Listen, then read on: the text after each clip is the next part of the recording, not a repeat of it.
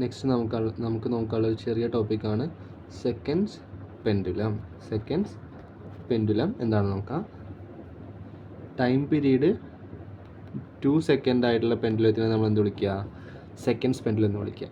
അപ്പോൾ length of second pendulum കാണാൻ പറഞ്ഞല്ലോ. ലെങ്ത് ഓഫ് സെക്കൻഡ്സ് പെൻഡുലം എന്ന് പറയുന്നത് length of seconds pendulum. Seconds pendulum അതെങ്ങനെ കാണാം? നമുക്കറിയാം ടി ഈസ് ഈക്വൽ ടു എന്താണ്? 2π√L/g ആണ്. 2π√L/g. ഇനി എന്ത് ചെയ്യും?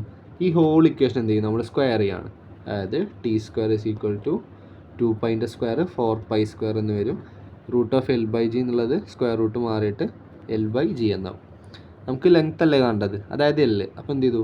Lനെ ഒരു സൈഡിൽ നിർത്തി ബാക്കിയുള്ള ടേംസിനൊക്കെ അപ്പുറത്തോട്ട് കൊണ്ടുവരുമ്പോൾ t²g/4π² എന്ന് വരും. t²g/π² എന്ന് വരും.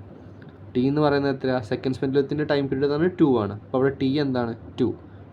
അപ്പോൾ 2² × 9.8 / 4 × പൈയുടെ വാല്യൂ 3.14. അപ്പോൾ 3.14ൻ്റെ സ്ക്വയർ റൂട്ട് π² അല്ലേ. അതായത് അതിൻ്റെ ലെങ്ത് ഏകദേശം 0.994